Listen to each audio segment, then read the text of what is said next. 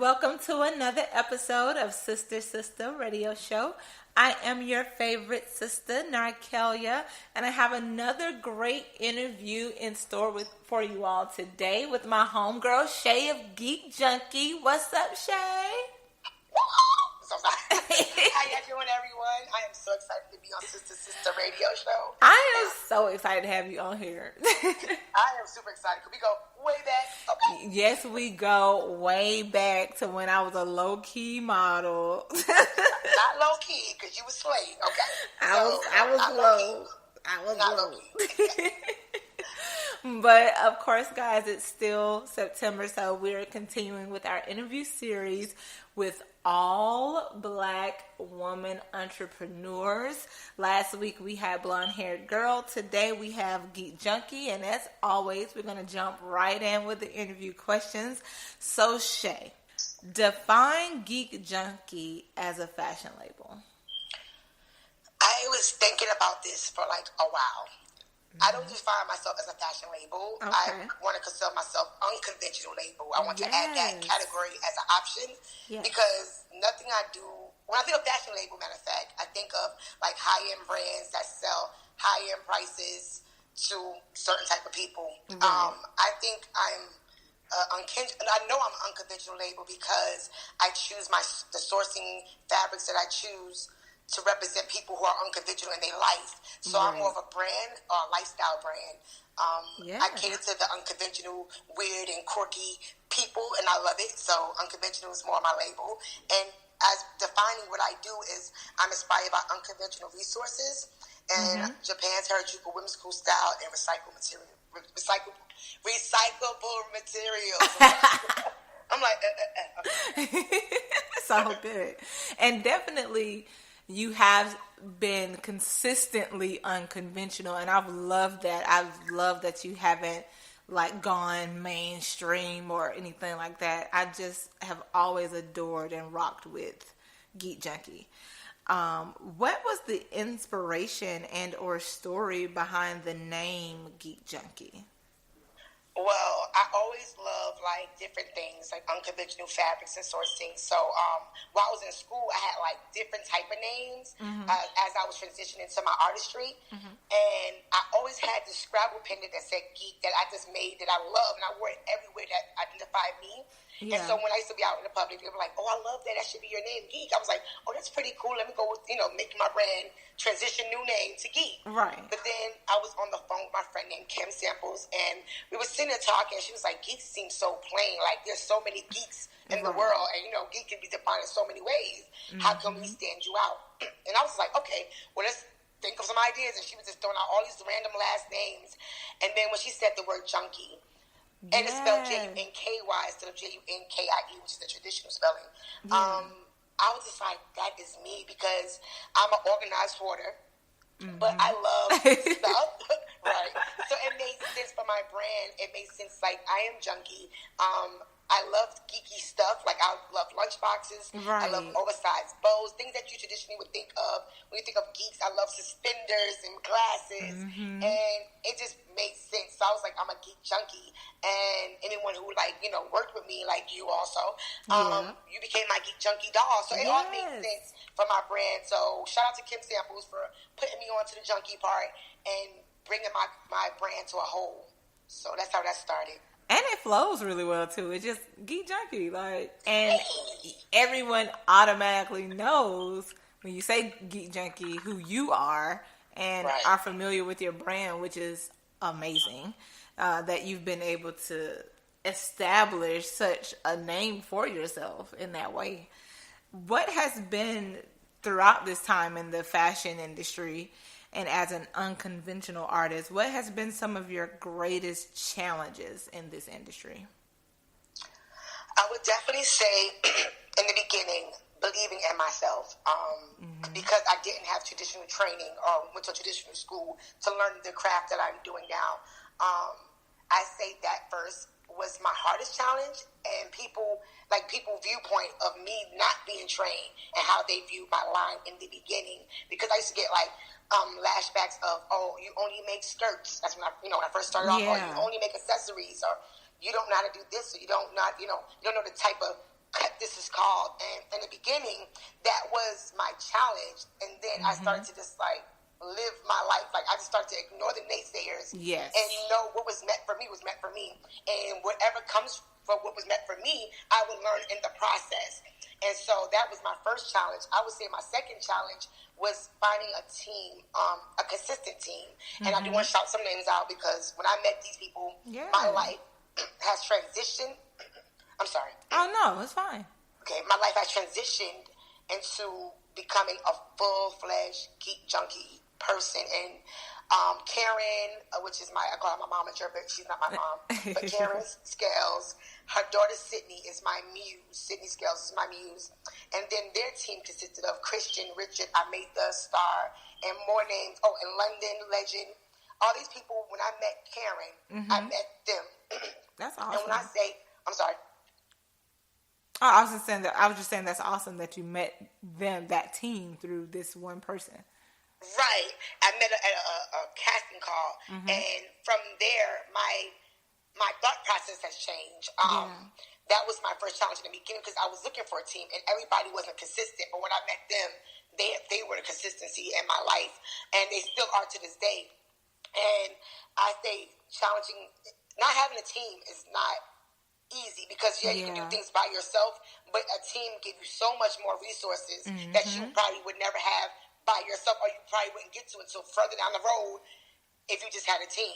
So I definitely said not having a team in the beginning of me just trying to figure out my brand and believing in myself were my two challenges for my career thus far. Well, I just want to ask, because you did mention that you didn't take the normal path that a designer takes. What path did you take, just to, share your story with someone out there who may not know where to start or who may think it's only one way to start? The path I took was an unconventional path because I didn't follow no rules. That's number one. Like, were you self-taught sewing or just? Well, I went to while I was in school at the Art Institute. I had to do an internship, and Dr. Hammonds and another friend named Ashley. Oh, I can't think of her last name right now. Oh my gosh, that sucks. But Ashley, she sat there, and both of them told me, "Listen, you need to do this intern with this lady named Yadida. She does sewing. At least if you want to do PR or anything in that field, you should go to her." I said, "Okay, 3 months, no big deal. Go to do my PR promotions for her company and get my intern credit." Go there for 3 months, stay there for 2 years. Wow. Right. I don't know why I did it, but the team, once again, a team pulled me in. Yadida had the best team. Yeah. Yadida had, I say, about 14 interns under her belt. And now each individual stood on their own as an artist. But under her belt, she was training us in different ways. Now, I didn't learn how to sew traditionally through Yadida because she was so busy with her clients that we had to learn as a team. Like, okay, if I don't understand this, I'll go to the next person next to me, like Ariel. Ariel, what am I doing wrong on this cut? Why is this cut not making sense? And she'll show me. It was a big team. And I think that's what opened my eyes to teams. And being more accepted to teams, because as in the industry, we don't like to do teams. We don't like to work with each other. It's like my. Right, speak on it, girl. Because I'm just like, they don't do it. They don't sit there and want to work with you, or you don't want to work with, like, it's too much. I'd rather work with a team, gain our resources, and build from there. And then as we grow, whoever makes it to whatever level first, we can bring each other on and open opportunities for each other. So I had to do my internship, did that. 2 years later, I was more interested in making skirts for myself because I was self-conscious about my shape. And being around them, they was like superheroes. Everybody who went out with us, they was dressed to the T, but their own style that fit no other. Yeah. And when I used to go out with them, I used to look regular. I felt regular, and I'm just like, this don't feel right. I'm in a team with 15 superheroes, and I'm like the villain in regular clothes. You're so silly. I felt horrible. I was just like, ah.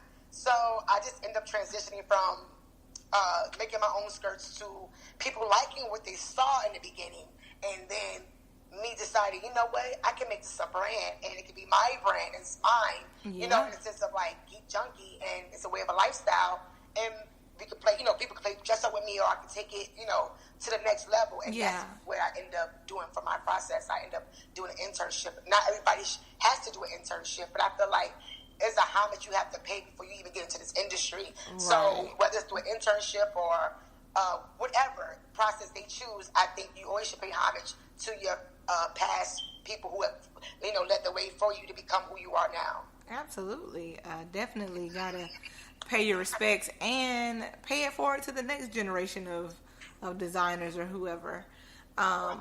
When you spoke about challenges, how are you able to motivate yourself to keep going with Geek Junky after facing those obstacles? I started to realize that life is short. That's number one. Mm-hmm. Tomorrow is not promised to anyone. And when I started to, and after my mom passed, I started to, that became my, how do you say, mantra, if I'm correct? Is that the word? Yeah. Like the mantra. Okay, you know what? Let me rewind it. When that became my life lesson, I feel like I started to look at things differently, and that became my motivation. The motivation of my mom passing was to look at life not being promised tomorrow, and to go for what you just believe. If you believe in yourself and you love what you do, and it's a passion, just do it. Be inspired by the world and the people around you. Be inspired by good, bad, the ugly, happy and sad, and just continue to go, because you don't know what's in store for you, and whatever's in store for you is in store for you no matter what, and no one can change that. Absolutely. So knowing those things, I just kept going, and even though from sadness of my mom passing, I created a line, I continue in happiness, and while I'm creating, I continue in passion when I create, I continue in love while I create. Yeah. I continue in truthfulness, genuine, everything that you think that's going to be positive. When I create, that's what I go through to create and continue to motivate myself as a human being. Yeah, and a designer. I think a lot of times people don't understand how much power they have in choosing positive energy and choosing to block out all negative things, all things that mean you harm. Like, we truly have that power of choice. A lot of times there's some mental blocks, but you can overcome it. And when you let that positivity in, things just start happening for you. Just start flowing. And it happens like that every time. And it seems easier said than done, but if you're out there and you're feeling like you're in a rut and you're feeling like there's a dark cloud over you, try to live in positivity. Try to find a way to let that positive light in, whether that's meditation and like you said, Shay, you use a tragedy and turned it into something positive and full of love. Like, that takes work to do that. And kudos to you for being successful in doing that. What advice would you give to aspiring designers, and what has been the best advice that's been given to you? For other designers, I would definitely say go for what you love and do it with passion, and to know your brand. Whether, I don't care what type of brand it is, just know your brand. Because what we do particularly as designers, I feel like people start off and they want to follow someone else's brand to transition to their brand. Don't do that. It doesn't work for everybody like that. You should follow for what's the truth to you. Like, since you know me, I have never wanted to sell clothing. No.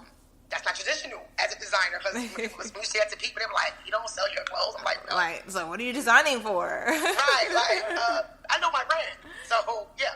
But, and so when you know what you're doing and why you're doing it, because, like, for me, I don't design to sell, but I design because I'm creating a capsule collection each time I design for unconventional people to pull from. Yeah. Also, my end goal is to become a costume designer. Yeah.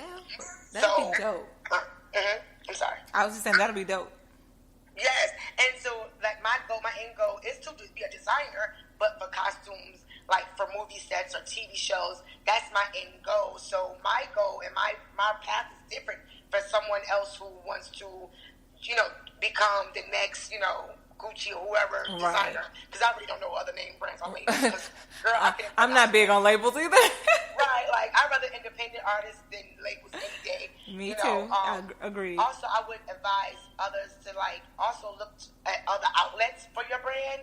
Like, I feel like I did something, again, different. I looked for an agency, which I'm part of the Golden Agency, to guide my brand. Now, the Golden Agency, I am new to them as a designer, and they do have multiple artists under their name, but majority of the artists are models. So this is going to be a growing process, and I am willing to grow with them as they are with me.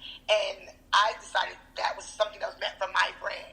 To grow as an artist, I want to start doing different things, and they have given me some great opportunities coming up next year, and I can't mention them yet, to do shows in New York. I've been dying to do shows in New York, right? That's amazing. Yes, I'm super excited, and they have really been not fighting with me, but for me as a designer, and me being the first full designer. They have another designer on their team, but I'm the full designer without styling. I'm just a straight designer. Yes. So I added an agency under my name. So yeah. That is so. What has been the best advice that you've been given? Dr. Hammonds from the Artist 2. I have to say this because he said this since the day he met me. What did he say? Walk in your truth. It was just as simple as that. Like, walk in your truth. And it took me a while to get there because I was trying to, I wouldn't say I was trying to live. I was living a certain life that wasn't even me. At the time, I thought it was. Right. Because, you just think, oh, this is the way you're supposed to be. No. I started to walk in my truth and not care about what people were saying. As long as I wasn't, harming anyone, disrespecting anyone, or doing anything that can be, like, detrimental to anyone else, I continued to walk in my truth. And walking in my truth meant me just embracing who I am, and it showed through my garments. And the world will make you feel like your truth isn't good enough. And that's where sometimes we get, like, those insecurities. Right. Like, agreed. I like me, but the world might not like me, so let me shrink myself. And we're not doing that. Okay? Right. We're not doing that anymore, guys. Right, not at all. We're going to make the world know our truth and love it, okay? Amen to that. Okay. So, we just talked about how neither one of us really know labels like that because we're not really into, what everybody else loves. Where do you see the fashion industry going in the next 10 years? Do you think big name labels will still be as important or relevant as they are now? Okay, for the first part of the questions, in 10 years, I feel like a lot of things will stay the same in a sense of like silhouettes, because silhouettes that has been for centuries are still relevant to this day. Yeah. But I feel like with technology advancing the way it is, and we are in the technology phase, I feel like there will be a blend, like a big burst of blend to the point that will be our norm. I see like runways in Paris on hoverboards, or digital, like people are doing digital garments now where you just basically make a simple silhouette and you do a video and the digital laser hits the dress and makes it seem like the dress is doing these different type of movement, and in reality the dress is being still. Oh, wow. Oh, yeah, it's definitely turning into that right now. And I feel that's where, in 10 years, that's where we're going. Okay. And I also feel that's that futuristic. I'm sorry? I said that's futuristic. Right. And then, but by the time, like, 10 years from now or 20 years from now, it wouldn't be futuristic. They'll be like, oh, that's so normal. This is the norm. Like, what? Okay, I'm an 80s baby. This was never normal, okay? Right. The flip phone and beeper age, okay? So that's what I see for 10 years from now. And then the other part you asked was a blend of traditional and a big... No, what did you ask for the last question? I'm sorry. Will big name labels, do you think they'll still be as important and or relevant as they are now? Like your Gucci's and things. Yes. And the reason why I say this is because people, I believe labels equal status. And people always want to make their status known. And it's kind of sad, but it is. And status rules the world. And so if you see someone, even subconsciously, if you see someone sometimes in a certain suit and you might see the label, you're just assuming they have money or they live a certain lifestyle. And that's true. It's not even what you think it may be. It could be someone who just happened to buy this suit from a vintage store that happened to be on sale, and that was their last nickel and dime to get this job interview. Right. And we assume their life is gravy, and but I think labels will still be a thing. It might change on how we look. I mean, it might change in the sense of technology or whatever when it blends 10 years from now. But I feel like labels will always be around. Now, what I think also will also be at the same level as labels are individual artists, independent artists. Yeah. Because when you see street styles and you watch like I watched Fashion Week this week, I watched more street style than the actual shows. Yeah, to me that's where it's really at, the street style. Right, and the funny part is, I feel like street style is the runway for labels. Mm-hmm. So they see what they see, and they make their version of it. Yep. But you already know. I agree. I totally agree. It goes hand in hand. Because it's like art imitates life. Because that's life, You said that. I'm writing that down. Hold on, let me get my little pen. Art imitates life. Yes. I'm sure that's a famous quote from somebody, but oh man, I have to look it up now. Art imitates life. You got profound. No, that's deep. No, for real. Because but it does. A lot of things we see in the street that we have been doing for years. Yes. Okay. Especially in our culture specifically. From the cornrows to the big earrings to the gaudy jewelry and flashy colors and things. And, even to being told that stuff is classless and, you don't fit in. Which is an overused word. Yes. Ghetto is a damn, let's not even go down the definition, but okay. Go down the road. No. Let's not even go to the history books like ghetto, but you copy my whole look, okay? Okay, right. And you making millions. You making millions off my street style. Right, all right. And it's so funny because the difference of our community and other people's community is our street style came from necessity, and not saying everybody who was from I don't want to say African American because that's another story within itself. But anyway, anyone that came from a melanated or melon background. Not saying they were poor, not at all, but a lot of stuff we did is either because it was hand-me-downs. We wore oversized clothes because we wore our sister and brother clothing as hand-me-downs. Right. And that's what we had out of necessity. That's what we had to get. But people are taking our styles and making it a want. Yes. But then still looking at us and saying, you still look ghetto. Like, no, like what? Right. How? And the fact that we let them allow that to happen when we're the biggest consumers of anything. We're the biggest consumers of products, name brands, and we need to start supporting.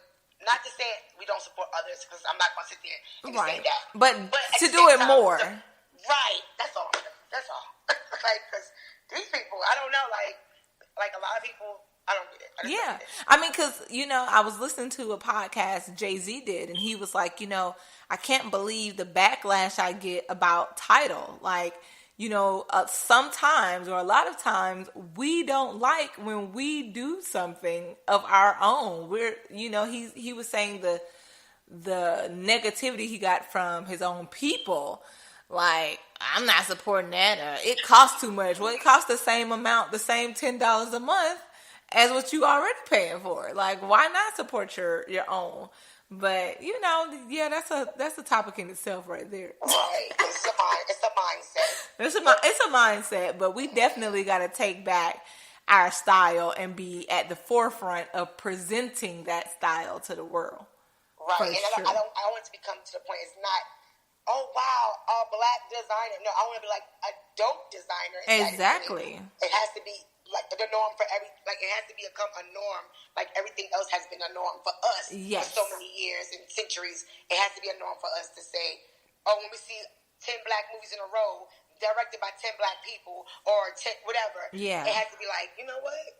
That's normal. Right. Those are just some dope movies, not dope black movies. They were just dope movies. That's a talented director, not a talented black director. Right. Like, definitely, it's gonna take probably another century to get this mindset thing together. But I believe in it. Right. I believe it can happen. Becoming more conscious as individuals, and even our youth are becoming more conscious. Yeah. And they're using a platform for good. So I'm happy to see that. So I feel like it might take us a century, but I feel like it's going to be in the right direction because it a will lot be. of people are being more conscious. People are being more conscious of what they do and say and how they, like, you know, like with LeBron, what did he just do? He just bought a school. They complain about that. The fact is he bought a school. And not even that. He built the school. He gave them free bicycles. He's giving them things they need, supplies they need, so they don't have to be concerned about do they have notebook paper or a simple thing of do you have a pencil, because I ain't gonna lie, you know, I went to a predominantly black high school and predominantly black, well, I changed schools a couple of times, but at one point a predominantly black elementary school before I changed, and you know, it's amazing the number of kids that don't have simple things like a pencil. Right. Like, let alone a highlighter. A highlighter is a bonus. You know? You got a highlighter? Like, I mean, and even though, you know, I am grateful that I had parents that afforded me the opportunity to have those things, but our environments are not always conducive to learning. And so for this man to build a school and give the resources, like, come on now. Right.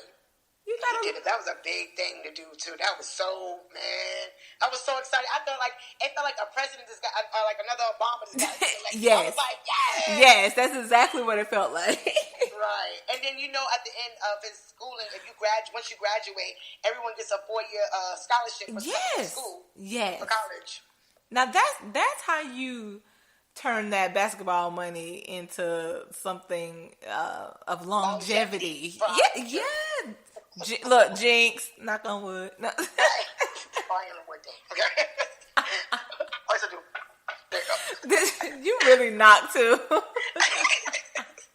my gosh. But yeah, like I see LeBron around way after basketball. Like he's going to be. You never know. He might go into politics one day. You never know. I see it coming. I agree. I definitely see that coming. And I'm just waiting. LeBron 2034. That's president. 2034. I called it 2034. Right. You heard it here first, everybody. Sister Radio. LeBron James 2034 president. Right.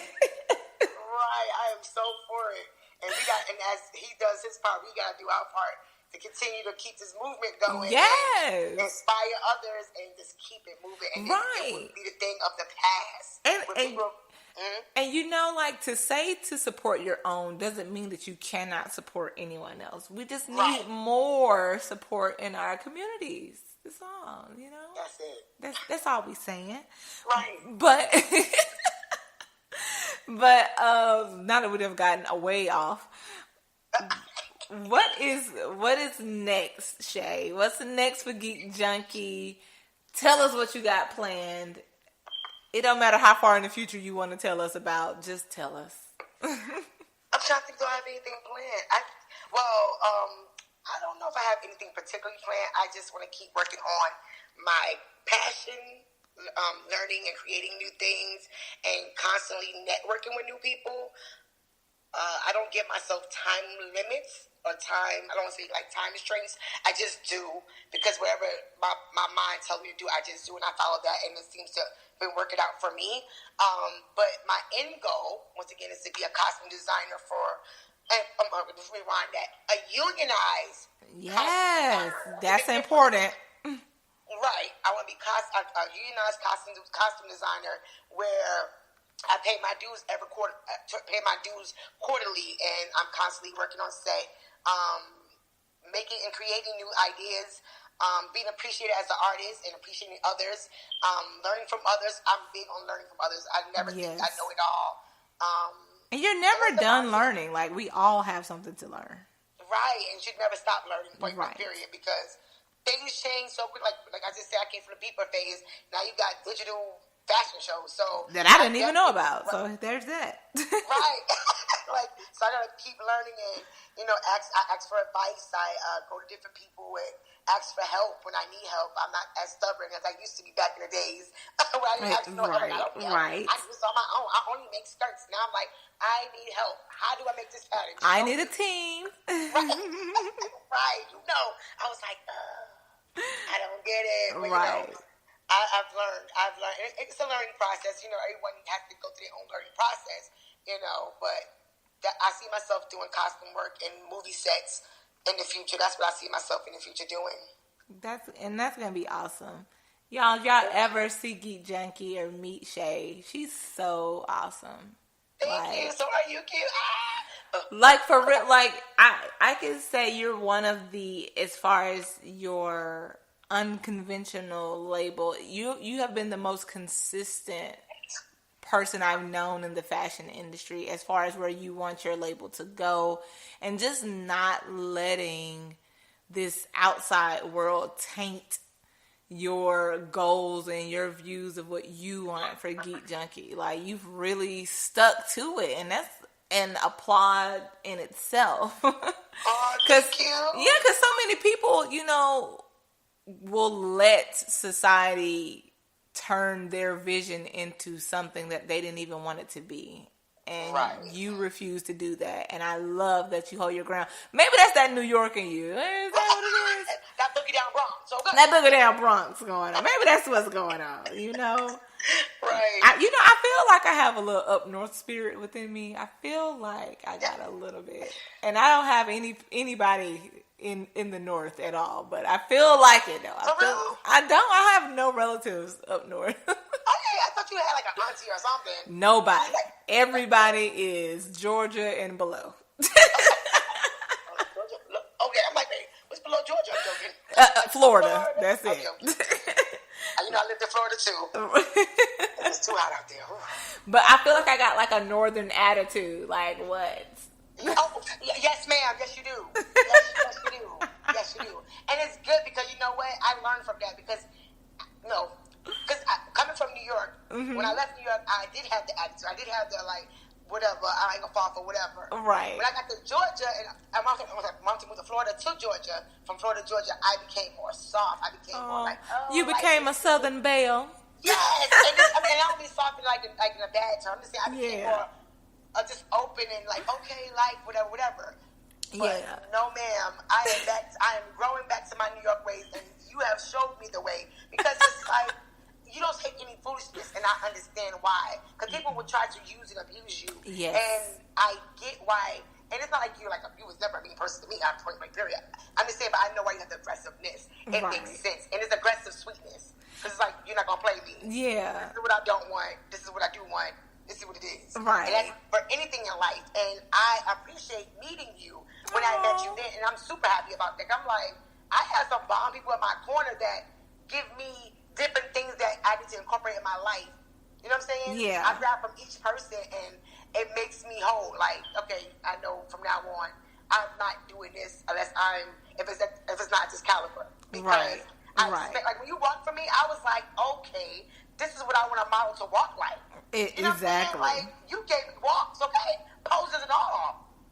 And I knew if I decided to go deep in this brand, that if I can't not replicate or copy what you did, but if you're not at that caliber, it's nothing personal, you just can't walk with my brand. Right. And, and hopefully what you take from that is just, work on your craft as well. If you're going to, be a model, go to whatever modeling classes or watch whatever runway shows or whatever you need to do to get it popping. And Google is free. Yeah, hello? Free. Okay. Free.com. Like, I believe in going to classes. Definitely, I believe in that. Especially as somebody's trained, I believe in that. But definitely understand Google is free. I used to ask questions that I shouldn't even ask because you can just go on Google and they had a breakdown. And I was like, why do I even ask these questions? Well, you just can Google it yourself. Yeah. Unless Google don't give you an answer. Right. Or unless you come across too many BS answers. Like, I don't think that's how I'm supposed to be walking. I don't think so. I can't sit you. That cannot be the right walk. I'm not doing that. I can't. Oh my goodness. Because, with the internet, you got to filter through. So not everything is for you. Like, no, ma'am. No, ma'am. That is like the wrong answer. I know this can't be right. And then you start going down a rabbit hole of watching all types of videos. So, you just got to be focused when you out here on the internet. The Matrix. Right. You start watching those videos where the model's ankles keep wobbling in heels and stuff, and now you laughing. You don't even going over the hills, holding on, gripping. I ain't got time. Now you done lost focus of what you even started searching for. Oh my God, I cannot stand you. I cannot. Yes, you can. You love me. Yes, I can. I do. But that was funny, though. I was like, not something that happened to me. So I'm but like, but I will say, like, you're the only designer that can ever pull me into modeling at any time. Because everybody else, I'd be like, eh. But then Shay asks, I'm like, okay, what date is the show? When they rehearsing? All right, I'm gonna be there.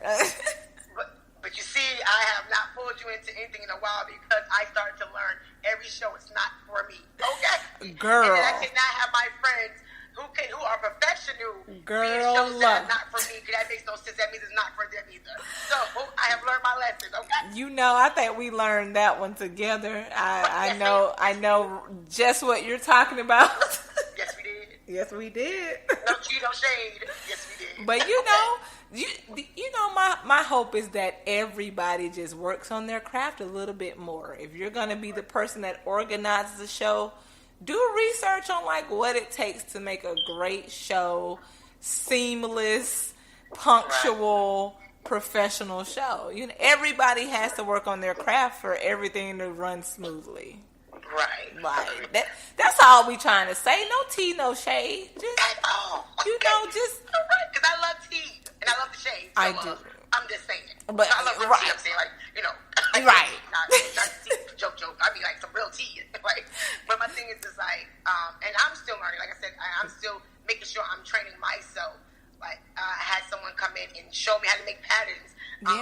Just on the mannequin. I had a few people show me, and each time I post a video, I definitely give credit to anyone who showed me anything. Yes, I am the credit giver. Okay. Yes, you do. Yes, you do. Right, because you don't know how far that would take you in general, and people just like to be recognized and give credit to. So, Shay, tell the people how they can follow you and see your wonderful unconventional designs and just stay abreast of what fashion shows you have coming up so they can support and all that good stuff. Well, I'm just going to give you my Instagrams. That's where I'm mostly active on. Okay. I have my personal page, which is Geek Junky, GeekJunky. That's where my personal page is at. That's where I post all my upcoming events. I'm not going to lie, I do short notice events, so just to let you know, you might be better off following that page to see what events are coming up. Yeah. And then my second page, which is Geek Junky Portfolio, which is strictly for my professional editorial images. Sorry, I can't breathe again, girl. Bye. Okay. So it's under Geek Junky, GeekJunky, Portfolio, Portfolio. I hope I spelled that right, because girl, I feel like you did. Okay, that's a weird word. Okay, but Geek Junky Portfolio is my second professional page. You don't have to follow both. Yes, you do. You can follow one or the other. I mean, it's up to you, because I don't. No force. Some people just want to see good images. Some people don't want to see my personal life, and that's okay. But I am welcoming you into my life through my Geek Junky personal page, which is Geek Junky, and that's about it. Well, thank you so much, Shay, for coming on. I am so happy I finally was able to get you on the show. Ooh, and I'm excited too. Thank you so much. Sister Radio Show. Okay. And y'all tune in, of course, every Tuesday at 8:30 p.m. I thank you all so much for listening and for supporting.